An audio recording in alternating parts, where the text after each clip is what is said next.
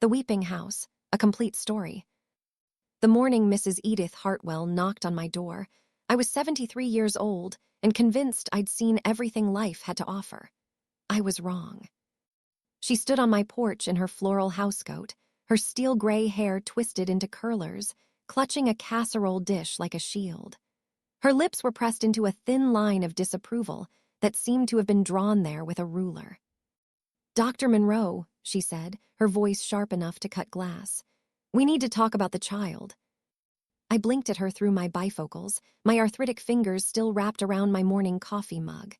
"Child? What child?" "The one crying in your house every night." She thrust the casserole forward as if it were evidence in a trial. "I brought you a tuna noodle casserole 3 weeks ago, and I've heard it every night since. The poor thing sounds absolutely heartbroken." I stepped back, genuinely confused. "Edith, I live alone. I have for 15 years since Margaret passed. You know that." Her eyes narrowed. "Dr. Monroe, I know what I hear. Every night around 2 in the morning, a child crying, sobbing, really. It goes on for hours." She leaned closer, lowering her voice to a conspiratorial whisper. Are you keeping someone's grandchild against their will?" The accusation was so absurd I actually laughed, which was precisely the wrong response. Edith's face flushed red, and she turned on her heel, marching back across the lawn to her own house. I watched her go, shaking my head, and closed the door. But the seed was planted. That night I lay in bed, my 40-year-old house settling around me with its familiar creaks and groans. The radiator hissed. The ancient oak tree outside scratched its branches against the siding. Normal sounds, expected sounds.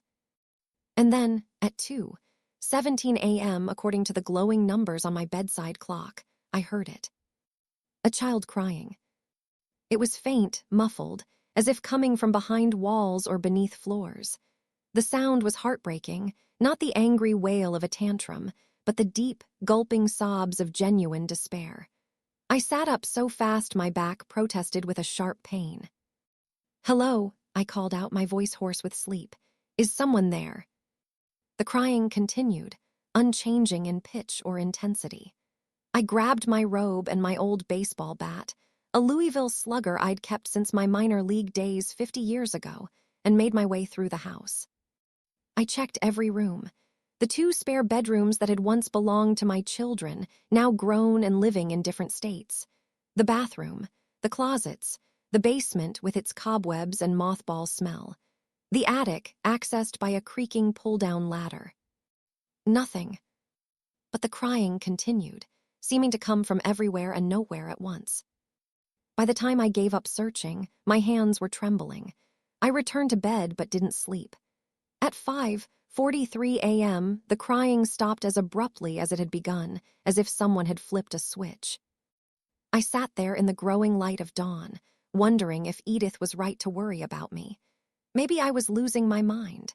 Maybe this was the beginning of dementia, auditory hallucinations brought on by loneliness and age. But it had sounded so real. The next night, I prepared. I set up my old camcorder, a relic from the 1990s when I used to film my children's school plays, and positioned it in the hallway. I placed my phone on the kitchen counter with a voice recording app running. I even dug out Margaret's old baby monitor from a box in the attic and set it up in the living room. At 2:17 a.m., the crying began again. I watched the camcorder's display screen, nothing visible, just the empty hallway lit by a nightlight, but the sound was there, clear as day through the camcorder's speaker. I checked my phone. The recording app showed sound waves spiking with each sob. The baby monitor crackled with the crying, distorted slightly by the old electronics. Whatever this was, it wasn't just in my head. I spent the next 3 hours moving through my house with the camcorder, filming every room, every corner, every shadow. The crying never stopped, never changed. It was constant, relentless, heartbreaking. At 5:43 a.m., it stopped. I played back the recordings. The crying was there on all of them, but there was never any visual evidence of a child. Just sound. Just endless, desperate sobbing. Dr. Augustus Gus Reeves arrived at my house 3 days later, carrying a leather satchel that looked older than both of us combined. Gus had been my colleague back when I was still practicing internal medicine, before retirement had claimed us both. He'd always been eccentric, the kind of man who read Latin for fun and collected antique medical instruments. When I'd called him about the crying, he'd listened without judgment and agreed to come. "So," he said, settling into my reading chair with a cup of Earl Grey tea, "you're being haunted." I didn't say haunted. I said I'm hearing crying. Every night at the same time, a child that doesn't exist, in a house where no child lives. He raised one bushy white eyebrow. "What would you call it?" I didn't have an answer. Instead, I showed him the recordings. We sat together watching the grainy camcorder footage, listening to the desperate sobs echoing through empty rooms. Gus was quiet for a long time after the recordings ended. Finally, he set down his teacup with a soft clink. "I need to tell you something, Richard, something I've never told anyone." He looked at me with unusual seriousness. 20 years ago, just after my wife died, I heard her voice. Every night for 3 months, I'd wake up at 3 a.m. and hear Alina calling my name from the garden. I thought I was going mad. "What happened?" "I investigated. I'm a scientist, even if I'm a retired one. I set up recordings just like you did, and her voice was there, captured on tape. Eventually, I spoke to her, out loud in the garden at 3 a.m. like a crazy person, and she answered." I stared at him. "Gus, why didn't you ever?" "Because I'm a rational man, Richard. Because I've spent my entire life believing in empirical evidence and reproducible results. Because accepting that I spoke with my dead wife's spirit would mean questioning everything I thought I knew about reality." He leaned forward. "But I did speak with her. And after I helped her with what she needed, selling her grandmother's ring that I'd kept in a drawer, donating it to her favorite charity, she stopped calling. And I never heard her voice again." The story hung in the air between us. Finally, I asked, "Do you regret it, helping her move on?" "Every day," Gus said softly. "But she was in pain, Richard. She couldn't rest. What kind of man would I be if I'd ignored that just to keep hearing her voice?" We sat in silence for a while, two old men contemplating mysteries we weren't equipped to understand. "So what do?" I finally asked. "We investigate properly. We find out who this child is and what they need, and then we help them." Gus pulled out his phone. "I know someone who might be able to assist. Her name is Dr. Patricia Eames. She's a grief counselor, but she also studies, let's call them unexplained auditory phenomena. She's helped several people in situations similar to yours." "You mean she believes in ghosts?" "I mean she believes in helping people, living or dead. There's a difference." Gus made the call. Dr. Eames could visit in 2 days. That night, something changed. The crying began at 2:17 a.m. as usual. But this time, I didn't grab my camcorder or check my recordings. Instead, I sat up in bed and spoke directly to the empty room. "I hear you," I said. "I don't know who you are, but I hear you, and I want to help." The crying paused, just for a moment, just for a few seconds. Then it resumed, but there was something different about it. A quality I couldn't quite identify, almost like relief. I spent the rest of the night sitting in my bed, listening, occasionally speaking words of comfort into the darkness. I felt foolish, but I also felt like it was the right thing to do. At 5:43 a.m., when the crying stopped, I could have sworn I heard a small voice whisper, "Thank you." Dr. Patricia Eames was not what I expected. I'd pictured some New Age mystic with flowing scarves and crystal pendants. Instead, she was a practical woman in her 50s wearing sensible shoes and a cardigan, carrying a briefcase that could have belonged to any accountant. "Dr. Monroe," she said, shaking my hand firmly.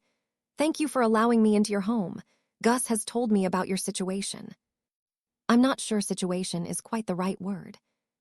She smiled. "You're being haunted by the sound of a crying child. What would you call it?" "Perplexing." "That works too." We sat in my kitchen, me, Gus, and Dr. Eames, and I walked her through everything. The recordings, the consistent timing, the lack of any visual evidence, the way the crying seemed to come from everywhere at once. Dr. Eames took notes in a leather journal, occasionally asking clarifying questions. When I finished, she closed her journal and looked at me thoughtfully. "I've encountered 17 similar cases over the past 12 years, she said. Auditory phenomena with consistent patterns, usually associated with locations rather than people. In 14 of those cases, we were able to identify the source and help resolve the situation. And the other 3? Still ongoing, but the people involved have learned to coexist with their residents. You're talking about this very casually. Because I've seen it enough to know it's real, Dr. Monroe. I don't claim to understand the physics or metaphysics of it. I'm not a parapsychologist. I'm a grief counselor who happens to specialize in unusual cases. What I do know is that consciousness, trauma, and place can become entangled in ways we don't fully understand. And sometimes, people like you can hear those entanglements." "Why me?" She shrugged. "That's the question, isn't it? In my experience, people who hear these things usually have several things in common. They're often older, they've usually experienced significant loss, they're living alone, and they have a certain openness. Not necessarily a belief in the supernatural, but a willingness to listen without immediately dismissing. That describes half the retirees in America." "Perhaps, but you're the one hearing a child cry. That suggests something specific about you or your home." Dr. Eames pulled out what looked like a modified stethoscope connected to a small electronic device. "This is an amplified directional microphone. If the crying has a specific source point, this should help us locate it." That night, the 3 of us waited in my living room like a geriatric ghost hunting team. Dr. Eames had set up additional recording equipment, along with several thermometers placed around the house to detect temperature changes. "A classic sign of paranormal activity," she explained. At 2:17 a.m., the crying began. Dr. Eames immediately went to work with her directional microphone, moving slowly through the house while watching the readings on her device. Gus followed with a tablet displaying the temperature readings from the various sensors.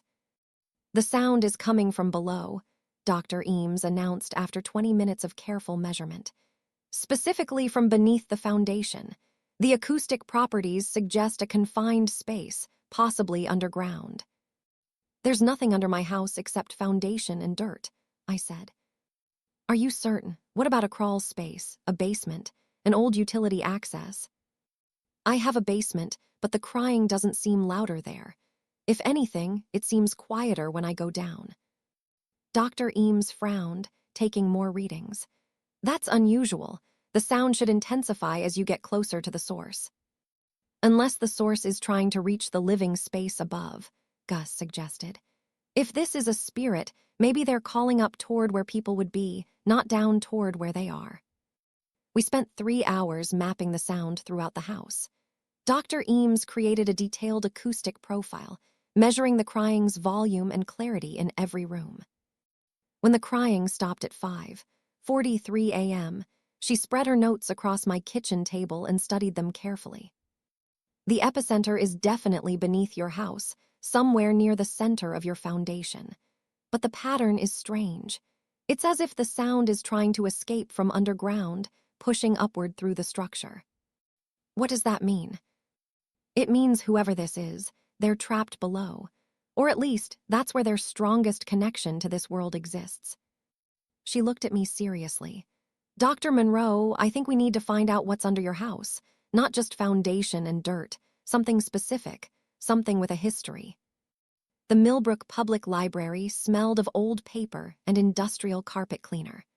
The local history section was tucked into a corner on the 2nd floor, overseen by a stern librarian named Mrs. Cho who looked like she'd been born between the stacks. "Property records," she repeated, peering at us over reading glasses that dangled from a beaded chain. "What's the address?" I told her. She disappeared into a back room and returned 15 minutes later with a stack of leather-bound volumes and several rolled maps. "Your property is in the old Whistler Farm tract," she said, spreading a map from 1952 across a reading table. "The farm was subdivided in the early 1980s for residential development." Gus, Dr. Eames, and I leaned over the map. My house sat where fields had once been, about half a mile from the old farmhouse itself. What happened to the farm? Dr. Eames asked. Mrs. Cho pulled out a thick book labeled Millbrook Historical Society, 20th Century. She flipped through pages until she found what she was looking for. The Whistler farm was established in 1847 by Dutch immigrants, she read. It remained in the Whistler family for 4 generations. In 1952, the farm was abandoned after. She paused, her finger tracing the text. After a tragedy involving the family's youngest child. My stomach clenched. What kind of tragedy?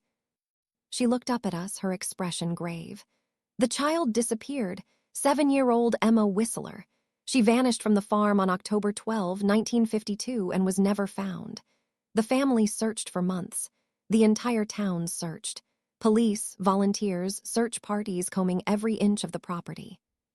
They never found her, Dr. Eames asked. Not a trace. It was as if she'd vanished into thin air. The family couldn't bear to stay after that. They sold the land and moved away. The farmhouse stood empty for years before the property was finally sold for development in 1982. Gus and I exchanged looks. A missing child, never found, on the property where my house now stood. Where exactly did she disappear from? I asked, though I already knew the answer. Mrs. Cho consulted the book again.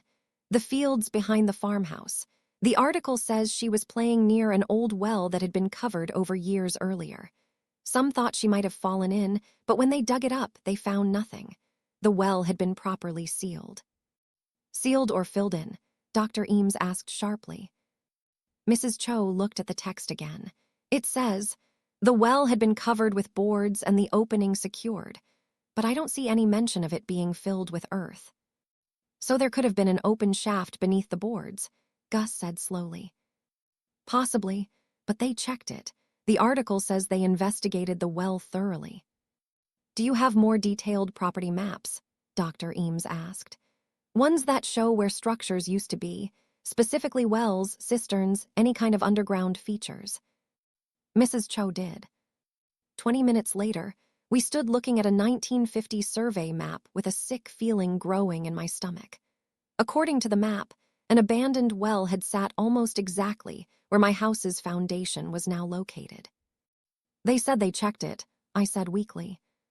In 1952, Gus pointed out, before your house was built, before the area was excavated and graded for development, what if? He didn't need to finish the sentence. We all understood. What if they hadn't checked carefully enough? What if a frightened 7-year-old girl had fallen through rotted boards into a deep well, and in the darkness and confusion, the search parties had missed her? What if she'd been down there all along, waiting for someone to find her? What if she was still waiting? We need to contact the police, Dr. Eames said firmly. If there's any chance there are human remains on your property, they need to investigate. I nodded numbly, staring at the map.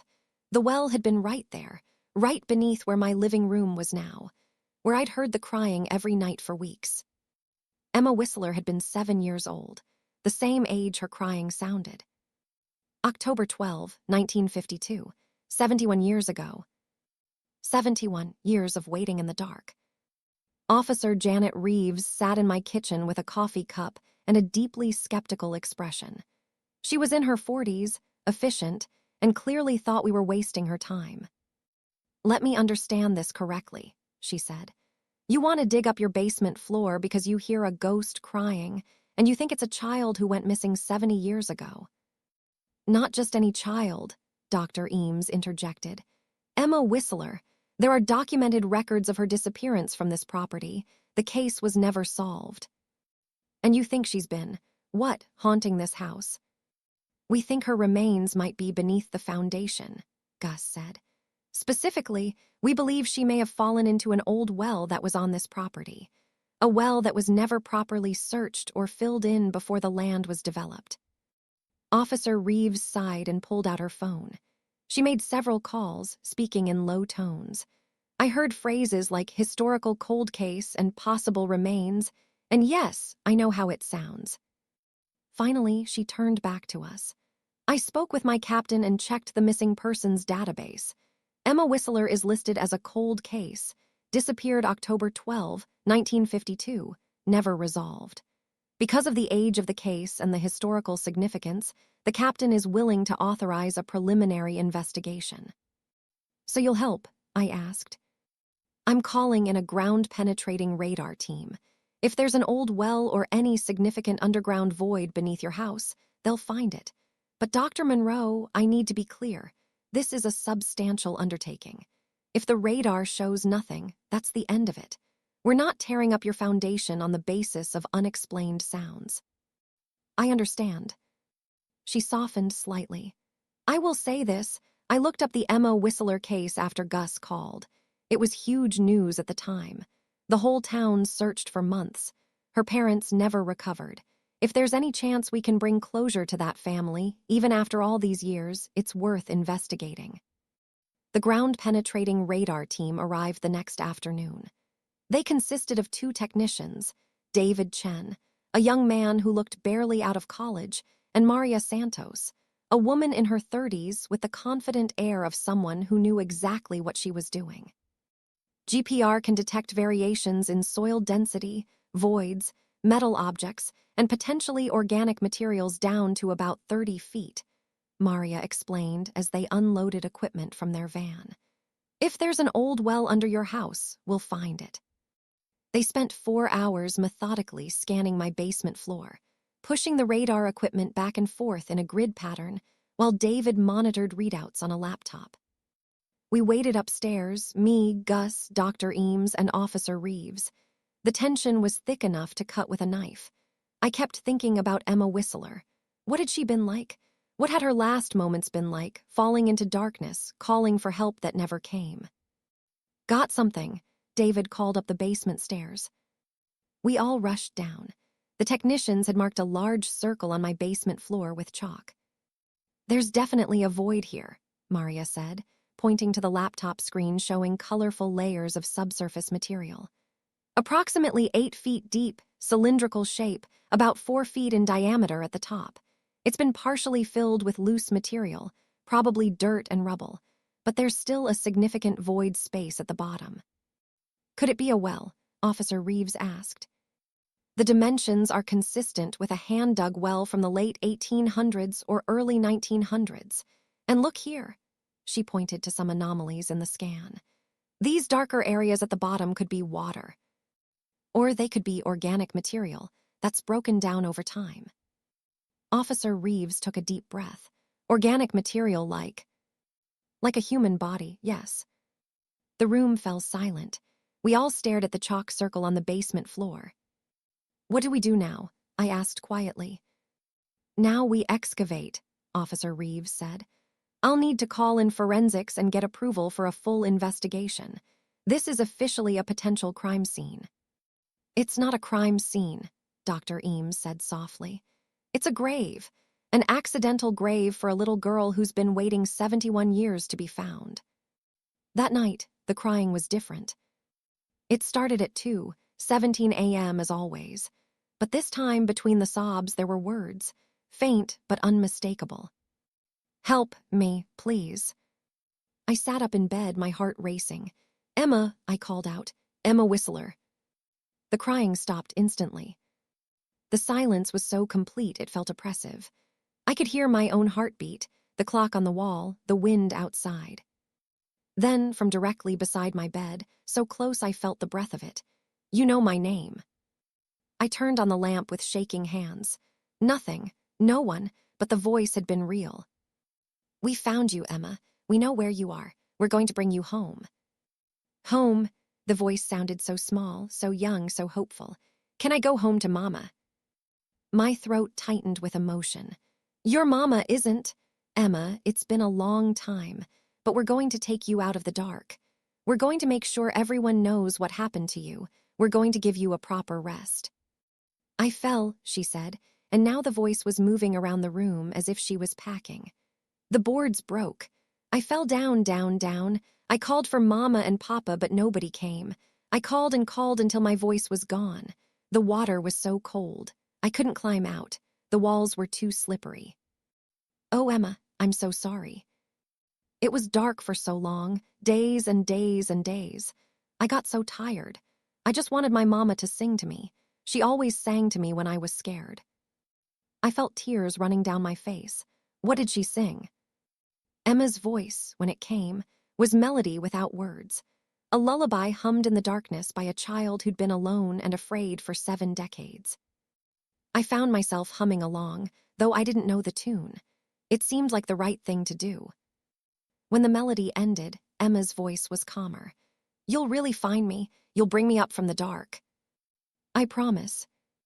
Will you tell Mama I'm sorry? I wasn't supposed to play near the well. She told me not to. I was bad. Oh, sweetheart, no. It wasn't your fault. It was an accident. Your mama never blamed you. Will you tell her anyway? I will, I promise. The presence in the room faded. The oppressive silence lifted. I sat in my bed until dawn, humming that lullaby I didn't know, thinking about a little girl who'd waited in the dark for longer than I'd been alive. The excavation crew arrived at 8 a.m. on a Tuesday morning. A team of 4 workers with jackhammers and shovels, accompanied by Officer Reeves, a forensics photographer, and Dr. Sarah Vance, the county medical examiner. Dr. Vance was a brisk woman in her 50s with kind eyes and a manner that suggested she'd seen everything. She shook my hand firmly. Dr. Monroe, I understand this has been quite an ordeal for you. More so for Emma Whistler, I think.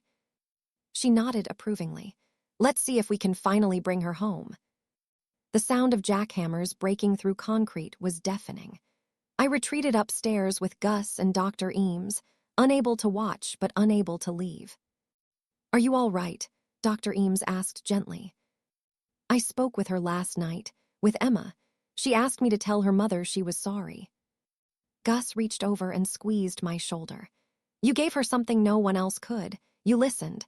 You heard her when no one else did for 70 years. Her mother is dead, Gus. Everyone she knew is probably dead. What kind of closure is that? The kind that lets her rest, Dr. Eames said. She's been caught between worlds, Richard. Unable to move on because no one knew where she was, because her body was never laid to rest, because the story was never finished. You're finishing it. It took 6 hours to break through the concrete foundation and begin carefully excavating the earth below. Around 2 p.m., the foreman, a man named Earl with forearms like tree trunks, called up the basement stairs. Dr. Monroe, you need to see this. We descended into the basement. A ragged hole had been opened in the floor, surrounded by broken concrete and disturbed earth. And there, about 5 feet down, was a circle of old brick, the rim of a well. It's real, Officer Reeves breathed. The workers had uncovered the top of the well shaft. It was about 4 feet in diameter, constructed from handmade bricks that crumbled at the touch. The shaft descended into darkness below. We're going to excavate by hand from here, Dr. Vance said, pulling on examination gloves. If there are remains down there, I don't want them disturbed any more than necessary. The next phase was painstaking. Dr. Vance and her team descended into the excavation with hand tools, carefully removing the filled dirt that had been dumped into the well, probably during construction, decades after Emma disappeared. I watched from the basement stairs as they worked. Every shovelful of dirt felt like it carried weight, like we were peeling back layers of time and tragedy. At 4:47 p.m., Dr. Vance stopped digging and looked up with a pale face. Officer Reeves, I found something. We all crowded around the excavation. Dr. Vance had cleared away dirt to reveal something white, bone. Small bone, a child's bone. Everyone out except essential personnel, Officer Reeves ordered. This is now an active forensic investigation. But before we left, Dr. Vance carefully brushed away more dirt. Lying next to the bones, incredibly preserved by the conditions in the well, was a decomposed rag doll with a faded blue dress. Next to it, a tarnished metal lunch pail with Emma painted on the side in chipped letters. I had to sit down on the basement stairs. My legs wouldn't hold me. It's her, I said. It's really her. She's been here all along. Gus sat beside me, and we waited while the forensics team documented everything. The photography, the measurements, the careful excavation of remains that had lain in darkness since Eisenhower was president. That night, the crying didn't come at 2:17 a.m. For the first time in weeks, my house was silent. Dr. Sarah Vance called me 2 weeks later and asked me to come to her office at the county medical examiner's facility. Gus drove me there, neither of us saying much during the 30-minute trip. Dr. Vance's office was neat and professional, with diplomas on the walls and a faint smell of antiseptic. She gestured for us to sit and pulled up files on her computer. The bones are consistent with a female child. Approximately 7 years old, she told us, her voice gentle. The skeletal development, the fusion of growth plates, and the dentition all match. The remains have been in that well for approximately 70 years, give or take a few years. The brick well shaft protected them from animals and most weathering. Could it be Emma Whistler? I asked. I tracked down her medical records through the state archives. They keep old records digitized now. Emma broke her right arm when she was 5 years old. She fell off a horse. The X-rays from her treatment were kept on file at the old Millbrook Hospital. Dr. Vance pulled up 2 images side by side on her screen. One was a yellowed X-ray from 1950. The other was a fresh X-ray of the bones found in my basement. Look at the radius bone in the right forearm. See this slight malformation where it thickened during healing? That's from a greenstick fracture that healed without perfect alignment, very common in children. Both X-rays show the exact same malformation in the exact same location. So it's her. I'll need DNA confirmation from living relatives for absolute certainty, but yes, I'm confident these are Emma Whistler's remains. We also found textile fibers consistent with a cotton dress, blue, which matches witness descriptions of what Emma was wearing the day she disappeared. The doll and lunch pail corroborate the identification. I slumped in my chair, feeling a mixture of grief and relief. She's been there all along, right under my house, for 7 decades. The well was covered with boards, according to the historical accounts, Dr. Vance said. My theory is that Emma was playing near the well. The old boards rotted through, and she fell. The well was about 30 feet deep. She would have fallen all the way to the bottom, into standing water that collected there. The search parties that investigated the well in 1952 probably just looked down from the top with flashlights. In the darkness, with debris and shadows, they missed her. How long would she have survived? Gus asked quietly. Dr. Vance hesitated. Based on the evidence, probably. Several days, long enough to hope for rescue, long enough to be terrified. The room was quiet for a long moment. There's something else, Dr. Vance said. She opened a drawer and pulled out an evidence bag. Inside was a piece of paper, protected by archival sleeves, yellowed and water-stained but still legible. We found this in the lunch pail. It's a note. She laid it on the desk. In a child's careful handwriting, it read, Dear Mama and Papa, I am sorry I was bad. I am in the well. I cannot get out. It is very dark. Please come find me. I will be good. I promise. I love you. Emma. I felt tears rolling down my face. This poor child, alone in the dark, writing a note in case someone found her lunch pail, still hopping to be rescued, still trying to be good. She tried to leave a message, I said. She was so smart, so brave. Yes, she was, Dr. Vance agreed. And now, 70 years later, someone finally heard her. Officer Reeves joined us for the rest of the meeting. She brought news about the investigation. The case is being closed as an accidental death, she said. No evidence of foul play, just a tragic accident that was missed by the original investigation. The district attorney agrees there's no criminal liability for the property developers who built over the well. They had no way of knowing there were remains there. What happens now? I asked. Now we find Emma's family and return her to them. Or, Officer Reeves paused, if there are no living relatives who want to claim her, the county will provide a proper burial. She won't be forgotten again. Finding living relatives of Emma Whistler proved more difficult than expected. Her parents, John and Martha Whistler, had died in the 1970s, both of broken hearts, according to the obituaries I found. John had died first in 1971, and Martha followed less than a year later. Neither had ever stopped searching for their daughter. Emma's older brother, Peter, had died in Vietnam in 1968, killed in action at age 24. He'd never married, never had children. He'd enlisted at 18, 6 years after his sister vanished, and according to letters archived at the local historical society, he'd told friends he was tired of searching for ghosts. The Whistler line seemed to have ended in tragedy. But then Gus, doing genealogical research that would have impressed any ancestry detective, found a connection. Peter Whistler had a half-sister, born to John Whistler from a previous marriage that had ended before he met Martha.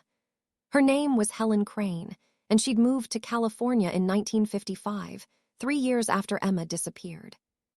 Helen had died in 2003, but she'd had 3 children. One of them, Catherine Burke, was still alive. I called the number Officer Reeves had provided, my hands sweating as I dialed. "Mrs. Burke, my name is Dr. Richard Monroe. I'm calling about your aunt, Emma Whistler." There was a long pause. I could hear breathing, maybe soft crying. "My aunt," the voice was shaky, uncertain. I never met her. She disappeared before I was born, before my mother was even part of the Whistler family. Why are you calling about her now?"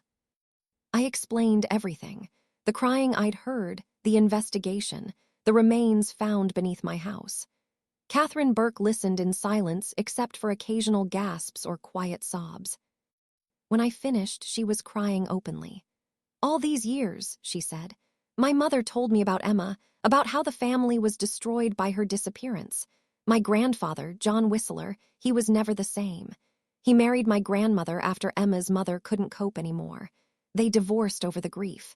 Everyone said the Whistler family was cursed." "I'm so sorry to bring this all back up." "No," Catherine said firmly, her voice steadying. "No, Dr. Monroe, you gave us something we never had. Answers, closure. My grandfather died believing Emma had been kidnapped, that maybe she was alive somewhere. My grandmother, Martha, she died in a mental institution. The not knowing destroyed them. But now we know she didn't suffer long. She wasn't taken by some monster. She had an accident and she's finally been found. Would you like to come to Millbrook? We need family approval for the burial arrangements." "I'll fly out tomorrow." Catherine Burke arrived in Millbrook 2 days later. She was a tall woman in her 60s with silver hair and sad eyes that I imagined might have looked like Emma's, had Emma lived to grow old. We met at my house. She stood in my living room, looking around with a strange expression. "She was here," Catherine said softly. "All these years, right here, waiting for someone to find her. And you heard her, Dr. Monroe. You actually heard her crying." "I did, and I spoke with her the night before we found her. She asked me to tell her mother she was sorry, that she hadn't meant to be bad." Catherine's face crumpled. She sat down heavily on my sofa, sobbing. She was 7 years old, 7, and she spent her last days thinking she was being punished for disobeying. I sat beside her, this woman I'd never met, united by our connection to a ghost. She knows now that it wasn't her fault. I truly believe that. The crying stopped after we found her. She's at peace. "Can I see where you found her?" I showed Catherine the basement. The excavation had been filled in, but a memorial marker had been placed on the spot, a simple brass plaque that read, "Emma Louise Whistler, 1940-51952, found October 2024, finally home." Catherine knelt by the marker and placed her hand on it. "Hello, Emma. I'm your niece. I'm Peter's daughter. He never forgot you, you know. He talked about you all the time when I was little. He said you loved horses and strawberries and that you could whistle better than any boy in school." She looked up at me with tears streaming down her face. "Thank you, Dr. Monroe.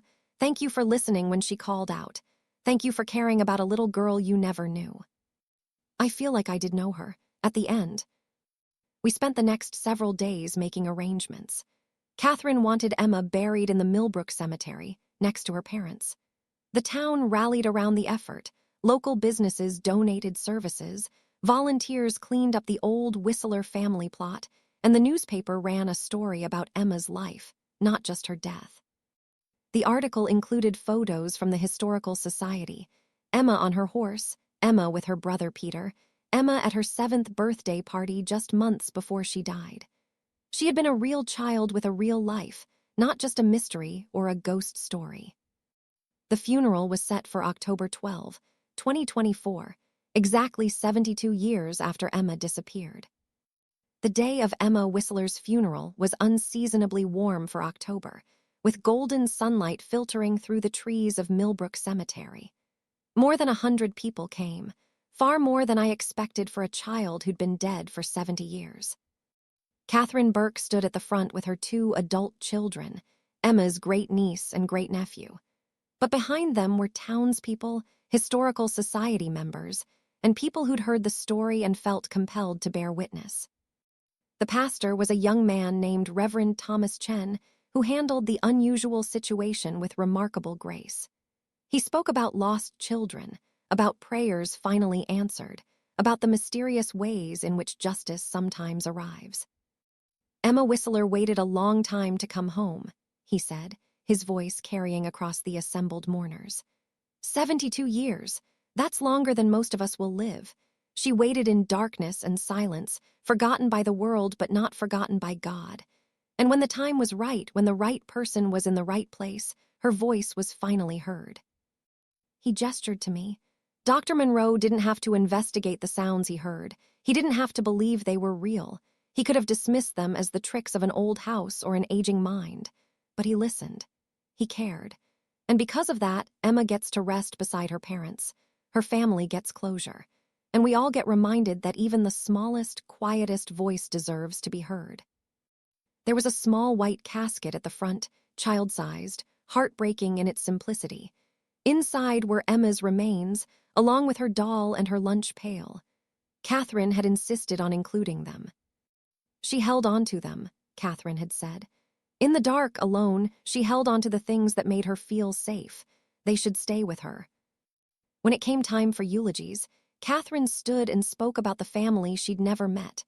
Her grandfather, John, her step-grandmother, Martha, her father, Peter, who'd never recovered from losing his sister. Emma's death destroyed 3 people, Catherine said, but her discovery has brought healing to descendants she never knew existed. My children never met my father. He died when they were bobbies. But now they know about their great aunt Emma. Her story will be passed down. She won't be forgotten again. Then she did something unexpected. She pulled out a worn piece of paper and began to sing. It was a lullaby, simple and sweet, in a language I didn't recognize. This is the song Emma's mother used to sing to her, Catherine explained. My father remembered it.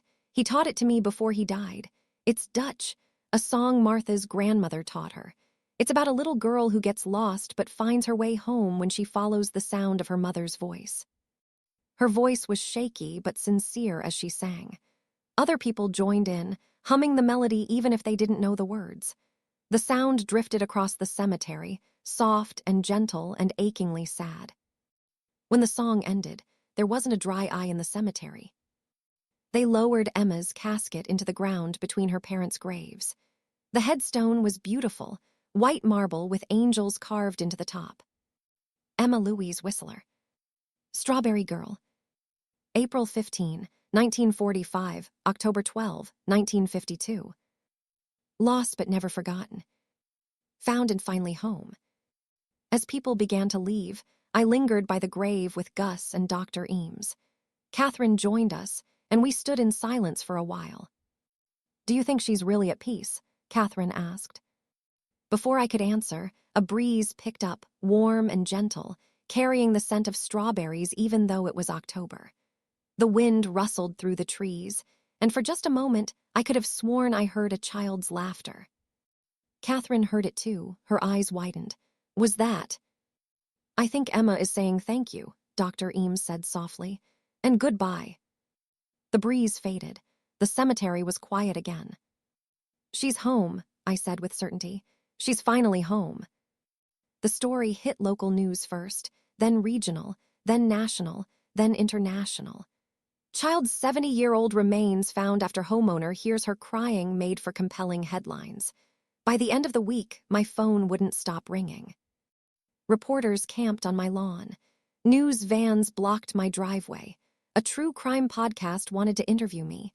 Netflix called about making a documentary. Ghost hunting shows offered ridiculous amounts of money for me to appear on camera. I declined everything except one local newspaper interview with Jessica Torres, a young reporter who'd covered the funeral with sensitivity and respect. "People are calling this the ghost story of the century," Jessica said, sitting in my living room with her recorder running. "How do you feel about that?" "I feel like people are missing the point," I said honestly. "This isn't a ghost story. It's a story about a real child who died alone and afraid. It's about a family that never got closure. It's about tragedy and loss and the importance of listening when someone cries for help, even if that someone has been dead for 70 years. But you did hear a ghost. You can't deny that." "I heard something. Whether it was Emma Whistler's spirit, some echo of trauma imprinted on the location, or something else entirely, I can't say. I just know I heard crying, I investigated, and we found her. That's what matters." "Are you glad you investigated? Your life has been turned upside down." I thought about Emma, about that note she'd written hoping someone would find her, about Catherine Burke finally having answers about her family's tragedy.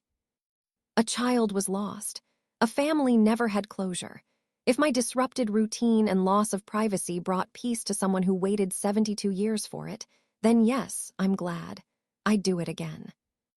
Jessica's article ran that Sunday under the headline, "The Man Who Listened: How Dr. Richard Monroe Solved a 72-Year-Old Mystery." She'd written it beautifully, focusing on Emma's life before she disappeared, the little girl who loved horses and strawberries, who could whistle better than any boy, who was afraid of the dark. The article included one of the old photos from the Historical Society. Emma at age 6, sitting on a horse and grinning at the camera, gap-toothed and full of life. It was important, I thought, for people to see her as a real person, not just a tragedy or a ghost. The attention eventually died down. The reporters left. My lawn recovered. Life returned to something resembling normal. But my house felt different now. Quieter, emptier, but in a peaceful way. Like a burden had been lifted, a wrong had been righted. Mrs. Edith Hartwell came over one afternoon with another casserole. Chicken and rice this time. "I owe you an apology, Dr. Monroe," she said stiffly, standing on my porch just as she had months ago. "I thought you were. Well, I was wrong about everything." "You weren't entirely wrong," I said, accepting the casserole. "There was a child crying. You just didn't know how right you were." She actually smiled, the first time I'd ever seen her smile. "It's quite a story, that poor little girl, but at least she's at peace now." "Yes, she is." "Are you at peace, Dr. Monroe?" The question surprised me. "I think so. Why do you ask?" "Because you look different. Lighter, somehow. Like you've put down something heavy you didn't know you were carrying." She was more perceptive than I'd given her credit for. Maybe I have. Maybe we all carry more than we realize. Edith nodded thoughtfully. "My sister disappeared when we were children. In 1947. I was 5, she was 7. They never found her either. Every time I heard that crying from your house, I thought about Violet. Wondered if someone somewhere heard her crying too." I hadn't known. "I'm so sorry, Edith."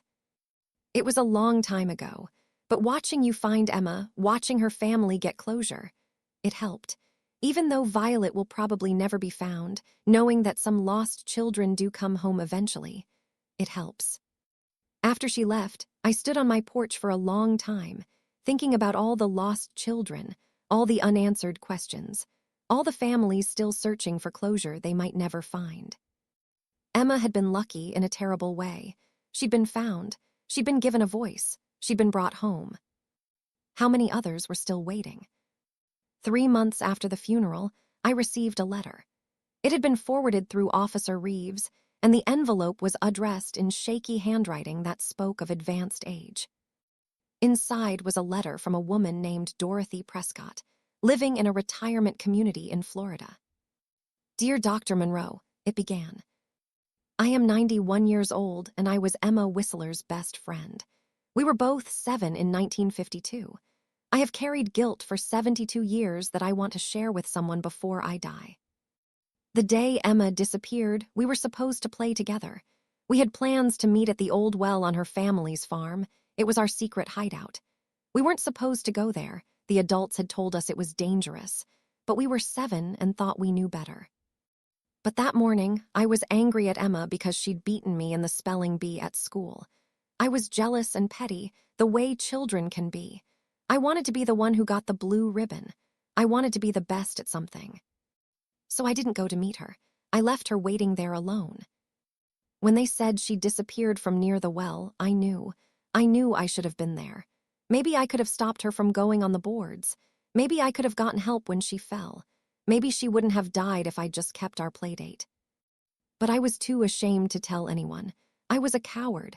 I stayed silent while Emma's parents searched desperately, while the whole town wondered what happened. I carried that secret my entire life. I got married, had children, grandchildren, great-grandchildren. I lived a full life. But Emma never got that chance because I was jealous about a spelling bee. When I read that she'd finally been found, I cried for hours. I'm so glad she can rest now. I'm so glad her family has answers. Thank you for finding her. Thank you for listening when she called. I'm sorry I couldn't. If you speak to Emma's family, please tell them I'm sorry. Tell them I thought about her every single day of my life.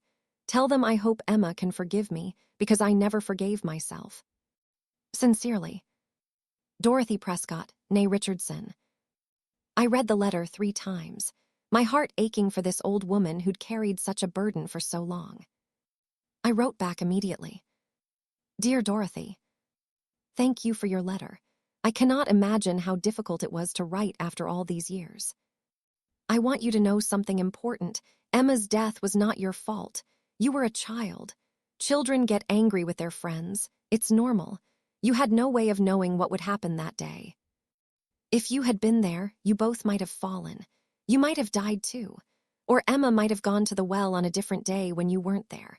Or the boards might have held for both of you that day, but broken a week later when Emma went alone. We cannot know these things. What we do know is that you were 7 years old, and you've carried guilt that was never yours to carry.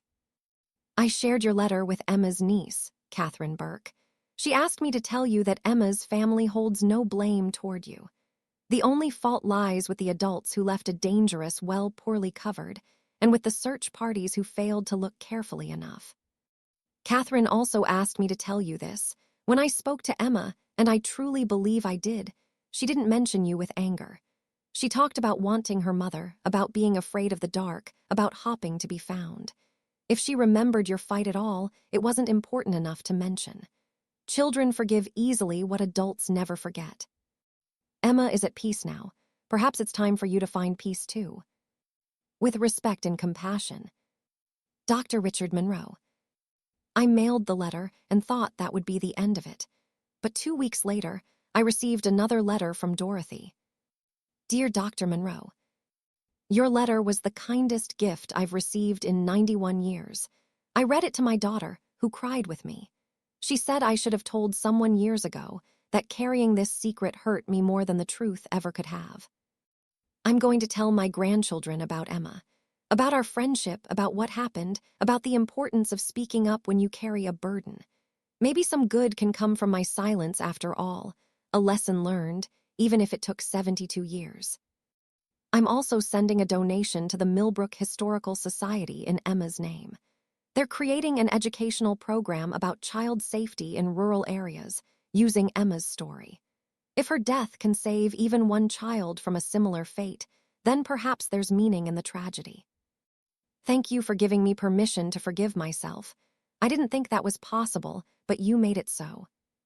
Gratefully, Dorothy. I showed the letter to Gus during our weekly chess game. You gave 2 people closure, he said, moving his knight. Emma and Dorothy. That's not bad for a retired doctor who thought his most exciting days were behind him. I just wrote a letter. You wrote the right letter. You gave absolution where it was needed. That's a rare gift, Richard. I studied the chessboard, but my mind was elsewhere. Do you think Emma knew? About Dorothy, I mean. Do you think she understood? I think Emma was 7 years old and scared and alone. I think she wanted her mother and her home and for the dark to end. I don't think she had room in her heart for blame. That's what I told Dorothy. And you were right. Gus captured my bishop. Check. 6 months after Emma Whistler's burial, I woke up at 2:17 a.m. to the sound of crying again. My heart sank. Not again, please, not again. But this time the voice was different. Deeper, male, older, not a child, but not quite an adult either. I sat up in bed, resigned but not afraid. Hello. I'm sorry to bother you. The voice said, polite even in distress. Emma told me you might help. She said you listened when no one else would. I got out of bed, grabbed my robe, and sat in my reading chair. What's your name? Marcus Tillman. I died in 1968. I was 19, Vietnam.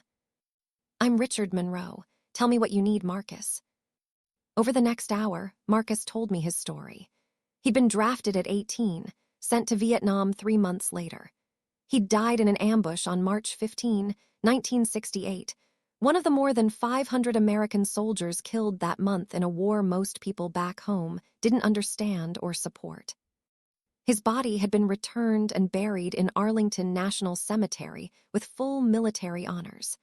His name was on the Vietnam Veterans Memorial Wall in Washington. His parents had received his medals and a folded flag. So why are you here? I asked. Why aren't you at rest? Because nobody knows how scared I was, Marcus said, his voice breaking. They think I died a hero. They gave me a Purple Heart and a Bronze Star, but I wasn't a hero. I was terrified every single day. I wanted to go home. I wanted to see my little sister graduate high school. I wanted to coach Little League like I'd planned. Instead, I died in a jungle on the other side of the world, and everyone thinks I was brave. You were brave, I said gently. Being afraid doesn't make you less brave. It makes you more brave because you did your duty despite your fear. But they don't know. My parents died thinking I was this fearless soldier. My sister made me into this legend she tells her kids about. Nobody knows I cried at night. Nobody knows I wrote letters home that I never sent because I didn't want to worry my mother. Nobody knows the real me. Where are those letters now? Still in my footlocker from basic training, stored in my parents' attic. At least they were in 1968. I don't know if the house is even there anymore. Do you know the address? He did. The next morning, I called Officer Reeves. She was becoming familiar with my unusual requests. A ghost soldier now, she said with a sigh, but I could hear the smile in her voice. You're going to make me believe in all this eventually, aren't you? I'm just asking you to check if a house still exists, and if the current owners might give us access to an old footlocker. The house was still there, now owned by a young couple with 2 small children. Marcus's sister, now in her early 70s, lived in a retirement community in Arizona. Officer Reeves arranged everything. We found the footlocker in the attic, covered in dust but intact. Inside were 23 letters Marcus had written but never sent, addressed to Mom, Dad, and Lizzie, his sister. I read them all. They were heartbreaking, the words of a frightened teenager trying to be strong, trying to make sense of a senseless war, trying to reconcile the boy he'd been with the soldier he had to become. One letter to his mother read, Mom, I can't send this letter because I don't want you to worry, but I need to write it anyway, just so somebody knows. I'm scared all the time. I try to hide it from the other guys, but at night, I'm so scared I can barely breathe. I keep thinking about home, about Lizzie's clarinet recital I'm going to miss, about the raspberry bushes behind the shed that are probably blooming right now. I don't feel like a hero. I feel like a kid who's in way over his head. If something happens to me, please tell Lizzie I'm sorry I won't be there to walk her down the aisle someday. Tell Dad I'm sorry I won't make him proud by going to college. Tell them both I love them.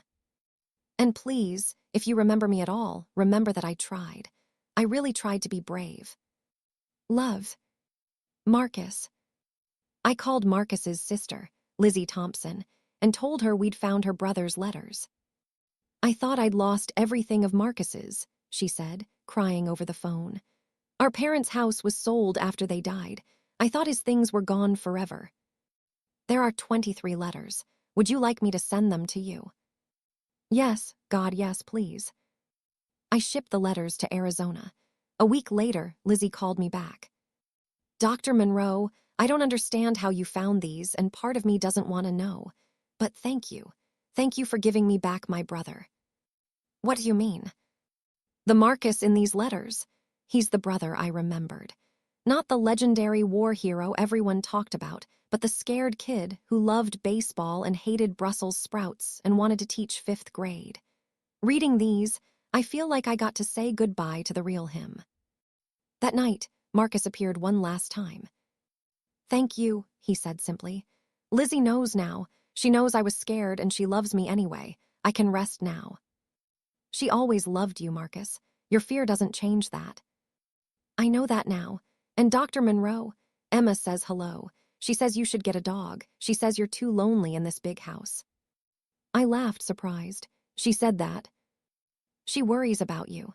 Says you need someone to talk to besides ghosts. Tell her I'll think about it. I will. Goodbye, Dr. Monroe, and thank you. The presents faded. The house was quiet again. I sat in my living room thinking about Emma's suggestion. A dog. I hadn't had a dog since I was a child. But maybe she was right. Maybe I was lonely. Maybe it was time to have a living companion for a change. Word traveled fast in whatever realm spirits inhabited. Over the next year, 6 more found their way to my door. Each had a different story, a different need, a different pain that kept them tethered to the world between life and death. There was Rebecca Chen, a woman who died in childbirth in 1893. She was desperate to know if her baby survived. I remember the pain, she told me one night, her voice echoing through my study. I remember holding my daughter for just a moment before everything went dark, but I never knew if she lived. I've been caught between worlds for 130 years, not knowing if my sacrifice meant anything. I spent 2 weeks researching Rebecca's family tree. Her daughter, Grace, had lived to age 84. She'd had 5 children of her own, 12 grandchildren, and died surrounded by family in 1977.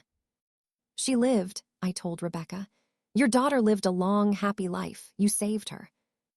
Rebecca's crying turned to laughter, joyful, relieved laughter that filled my house with warmth. Thank you. Oh, thank you. I can go to her now. And she was gone. There was Timothy Walsh, an 8-year-old boy who drowned in Millbrook Lake in 1935. His mother had been watching from the shore, had looked away for just a moment, and Timothy had gone under. She blamed herself, Timothy told me, his young voice sad. I saw her crying at my funeral. I tried to tell her it wasn't her fault, that I swam out too far, that I shouldn't have gone past the rope, but she couldn't hear me. Nobody could hear me. Timothy's mother had died in 1982, having lived 57 years carrying the guilt of her son's death. I found her grave and left flowers with a note explaining that Timothy forgave her, that he'd never blamed her, that he wanted her to know it was an accident and nothing more. I don't know if she'll get the message, I told Timothy. She will, he said with certainty. She's where I'm going, she'll know. Thank you, Dr. Monroe. There was Catherine Reeves, no relation to Officer Janet Reeves, a woman who died alone in a nursing home in 2008. She was 93, and all her children had moved away and rarely visited. I spent my last years thinking my life meant nothing, Catherine told me. I was a teacher for 40 years, but what did it matter? My husband was dead, my children didn't care, and I couldn't remember the names of the students I'd taught. I felt like I'd wasted my entire life. I researched Catherine's teaching career at Millbrook Elementary School. She taught 4th grade from 1955 to 1995. I put a request in the local newspaper asking if anyone remembered her. The response was overwhelming. 53 former students contacted me. They were now in their 50s, 60s, even 70s. They remembered Mrs. Catherine Reeves as the teacher who believed in them, who made learning fun, who had changed their lives. One woman wrote, Mrs. Reeves was the first person who told me I was smart. I came from a poor family, and nobody expected me to amount to anything. She saw potential in me and pushed me to apply to college. I became a doctor because of her. Another wrote, I was being bullied terribly in 4th grade. Mrs. Reeves noticed and put a stop to it. She made me feel safe. I honestly don't know if I'd have survived elementary school without her. I compiled all the letters and stories into a binder.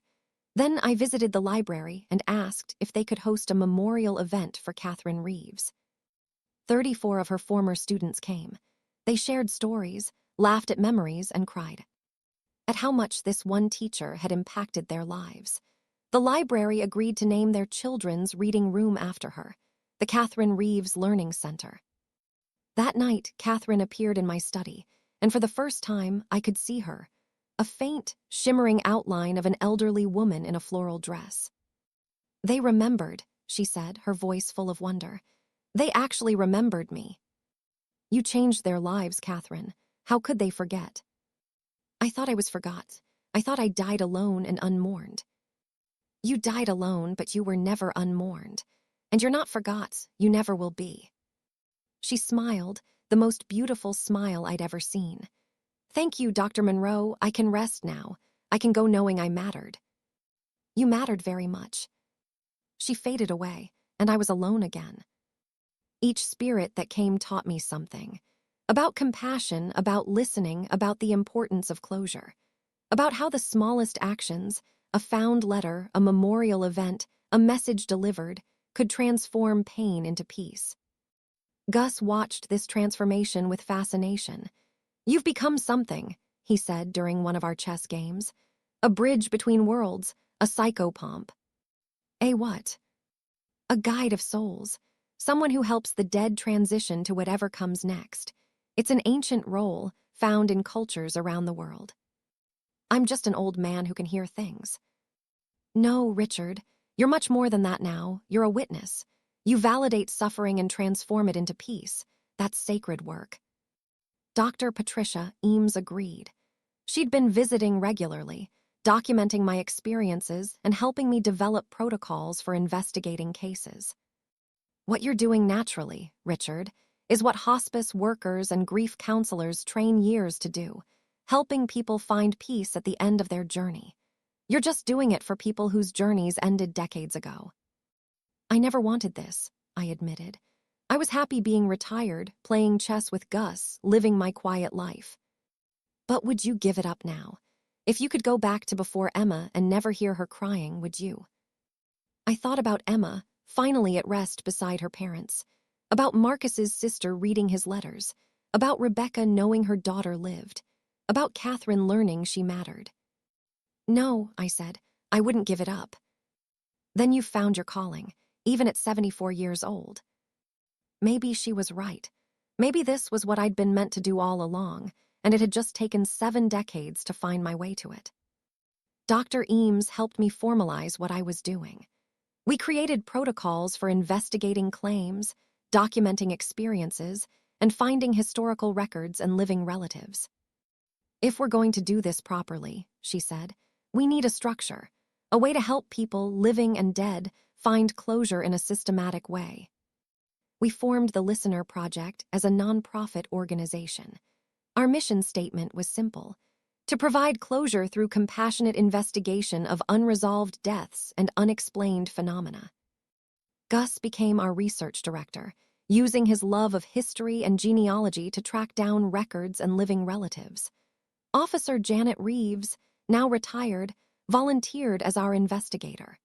Dr. Sarah Vance offered her forensic expertise for cases involving potential remains.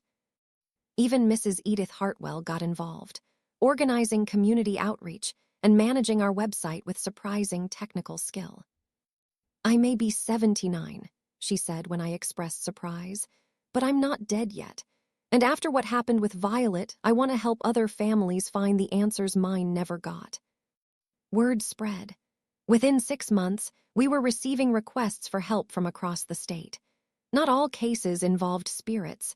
Many were just families needing help solving old mysteries or finding closure about relatives who'd passed. One case involved the Hernandez family. Their grandfather, Miguel, had died in 1989, claiming he'd hidden money somewhere on the family property for his grandchildren to find. They'd been searching for 35 years with no success. We used historical records, property surveys, and Miguel's letters to narrow down possible locations. We found the money, $50,000 in cash, hidden in a false bottom of an old well house.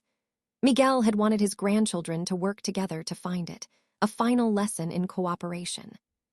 "My grandfather was always teaching us something," Maria Hernandez said, tears streaming down her face as we presented the money. "Even from beyond the grave, he's still teaching us to work together. Thank you for helping us solve his last puzzle." Another case involved the disappearance of James Lockwood, a Korean War veteran who'd vanished in 1976. His daughter had been searching for answers for 48 years. We found military records showing James had suffered from severe PTSD. We tracked down fellow veterans who remembered him. Eventually, we discovered he'd changed his name and moved to Alaska, wanting to start fresh where nobody knew him. He'd died in 2003, but we found his second family, a wife and 2 children who'd never known about his first life. His daughter from his first marriage got to connect with her half-siblings and learn that her father had found peace in his final years, even if he'd never come home. "I spent my whole life thinking he abandoned me," she said. "Now I know he was just too broken to come back. That's not the answer I wanted, but it's better than not knowing." But several cases did involve the unexplained. We investigated a house in neighboring Ridgefield where the current owners heard footsteps every night at midnight. We discovered that a World War I veteran named Thomas Bradley had lived there and died in 1942. When I spoke to Thomas, he told me he was walking guard duty, a habit from his war years that he couldn't break even in death. "I need to know the war is over," he said. "I need permission to stand down." We organized a small ceremony with a local VFW post. Veterans came to the house and officially relieved Thomas of his duty, thanking him for his service and telling him the war was long over. The footsteps stopped that night. Another case involved a